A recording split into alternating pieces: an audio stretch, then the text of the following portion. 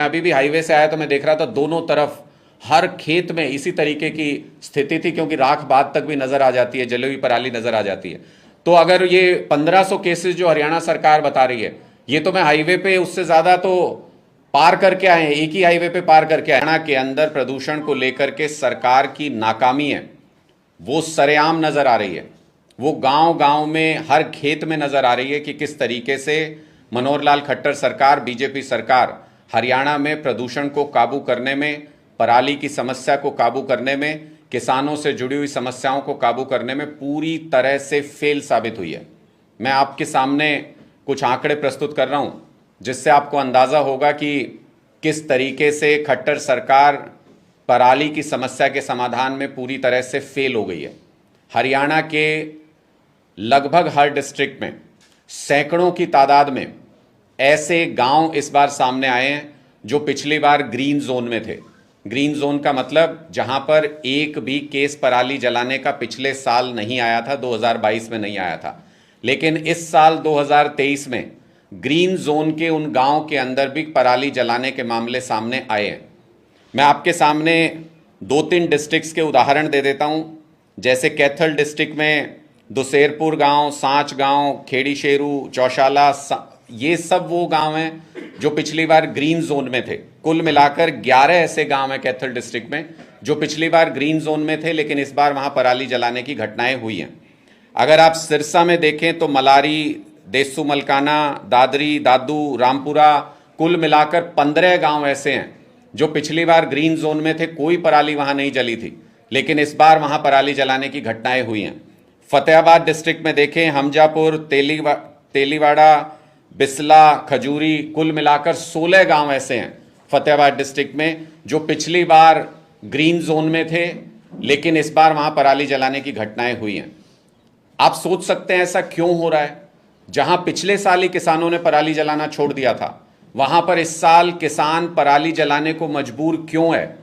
क्योंकि सरकार ने जो नीतियां बनाई उनके हिसाब से किसान को मजबूर होना पड़ रहा है। जो भी ग्रीन जोन के गांव थे जहां पिछले साल पराली नहीं जलाई गई थी, इस बार सरकार ने उनको अकेला छोड़ दिया। वहां पर कोई भी मशीनरी, किसी तरीके का संसाधन सरकार ने उपलब्ध नहीं कराया, जिसकी वजह से किसानों के सामने कोई रास्ता नहीं बचा। और जो ग्रीन जोन के गांव थे वो भी इस बार येलो जोन में आ गए हैं, वहां पर भी पराली जलने की घटनाएं देखने को मिली हैं। दूसरा, पिछले साल पराली यंत्रों पर सोसाइटी बना करके अगर सब्सिडी अप्लाई की जाए तो उस पर एससी जो किसान हैं सिर्फ उनको 80% सब्सिडी दी गई थी पिछले साल में। 2023 में सोसाइटी के लिए अप्लाई तो करा लिया गया ऑनलाइन, लेकिन आज के दिन तक भी एक भी यंत्र को सीएचसी स्कीम के तहत, सोसाइटी स्कीम के तहत ना तो अभी तक परमिट दिया गया, ना अभी तक सब्सिडी दी गई है। यानी 80% सब्सिडी इस बार किसी भी पराली के निस्तारण के लिए जो यंत्र होते हैं उस पर दी ही नहीं गई है। इससे भी बड़ी बात यह है कि इस बार जो कृषि बजट था उसमें 80% सब्सिडी का कोई प्रावधान ही नहीं रखा गया था। यानी सरकार ने पहले ही सोच लिया था कि यह सब्सिडी देनी नहीं है। और जो 50% सब्सिडी दी जाती है उसमें बड़े पैमाने पर घोटाला हुआ है। वो मैं आपको पहले भी आपके सामने दावा कर चुका हूं कि वो जो सब्सिडी कागजों पर चढ़ी वो मशीनें जमीन पर कभी आई नहीं। तीसरा महत्वपूर्ण मुद्दा, 5 लाख एकड़ में सरकार ने यह दावा किया था कि इस बार बायो डिकम्पोजर का इस्तेमाल किया जाएगा। जब हमने पिछली बार प्रेस कॉन्फ्रेंस में जब मैं आया तो मैंने दावा किया था कि मुख्यमंत्री चाहें तो किसी एक किसान से मिलवा दें जिसके पास ये बायो डिकम्पोजर पहुंचाओ। उसके बाद सरकार में, पूरे प्रशासन में हड़कंप मचा और आनन फानन में 31 अक्टूबर को पहली चिट्ठी जिला कृषि विभाग की तरफ से भेजी गई नीचे के अधिकारियों को कि आप जाइए और ऐसे किसानों को चिन्हित कीजिए जिनको बायो डिकम्पोजर का इस्तेमाल कराया जा सके। जो अपने अपने जिले का टारगेट निर्धारण करते हुए ये चिट्ठी लिखी गई। और अभी तक भी, आज के दिन तक भी किसी भी एक जिले में किसानों को चिन्हित करके नीचे के अधिकारियों का जवाब जिला स्तर तक भी अभी नहीं पहुंचा है। जब वो चिन्हित हो जाएंगे उसके बाद उनको बायो डिकम्पोजर दिया जाएगा। तो मुझे नहीं समझ में आता कि जब सारी पराली जल चुकी होगी या जब खेत में पराली होगी ही नहीं तो उस वक्त ये बायो डिकम्पोजर किसको देगी सरकार और कैसे देगी सरकार, किन किसानों को चिन्हित कर रहे हैं। पूरा सीजन निकल चुका है, समस्या हमारे सामने मुंह बाए खड़ी है प्रदूषण की, और सरकार अब जागी है। बायोडिकम्पोजर के लिए किसानों को चिन्हित किया जा रहा है इस वक्त। चौथी बात जो सरकार बार बार दावा कर रही है, और सरकार ये कह रही है कि हमारे केसेस घट रहे हैं, हमारे केसेस घट रहे हैं।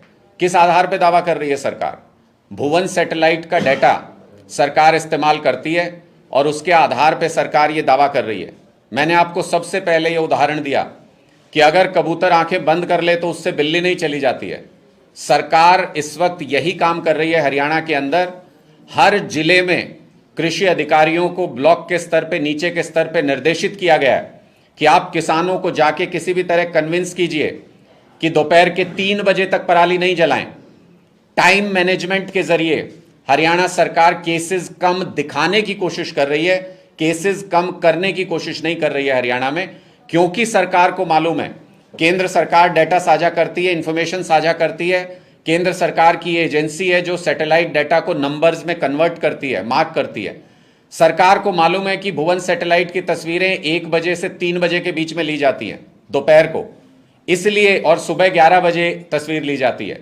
इसलिए पूरा टाइम मैनेजमेंट करते हुए पराली के इस समस्या की निजात ढूंढने की बजाय सरकार ने इस समस्या से मुंह मोड़ने का काम किया, और हर जगह ये मैसेजिंग है कि 3 बजे के बाद आपको कोई लेना देना नहीं। सारे अधिकारियों को कह रखा है 3 बजे तक आप किसी भी तरीके से मैनेज कीजिए।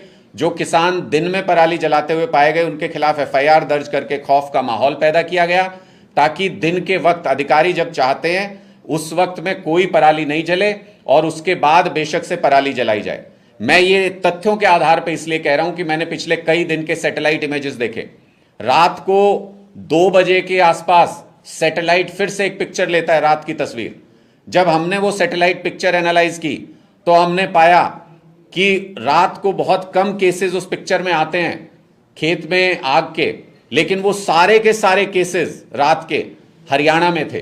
पंजाब में पूरी तरह से रात की पिक्चर क्लीन है, एक भी फार्म फायर वहां पर नहीं है। उत्तर प्रदेश में क्लीन है, एक भी फार्म फायर नजर नहीं आती है। हरियाणा के अंदर रात के 2 बजे तक भी फार्म फायर्स के इंसिडेंट नजर आते हैं। इसका मतलब जो पराली 3 बजे के बाद शाम को जलाई जाती है वो 6, 7, 8 घंटे तक सुलगती रहती है, जलती रहती है, और उसके बाद रात को 2 बजे भी हरियाणा में फार्म फायर इंसिडेंट रिकॉर्ड हुए हैं, बहुत कम संख्या में लेकिन रिकॉर्ड हुए हैं, जो अपने आप में बताता है कि सुनियोजित तरीके से हरियाणा सरकार टाइम मैनेजमेंट करके, एक साजिश करके अपने नंबर्स को कम दिखाने की कोशिश कर रही है, और असल में ग्राउंड के ऊपर नंबर्स कम नहीं हुए। मैं अभी भी हाईवे से आया तो मैं देख रहा था दोनों तरफ हर खेत में इसी तरीके की स्थिति थी, क्योंकि राख बाद तक भी नजर आ जाती है, जली हुई पराली नजर आ जाती है।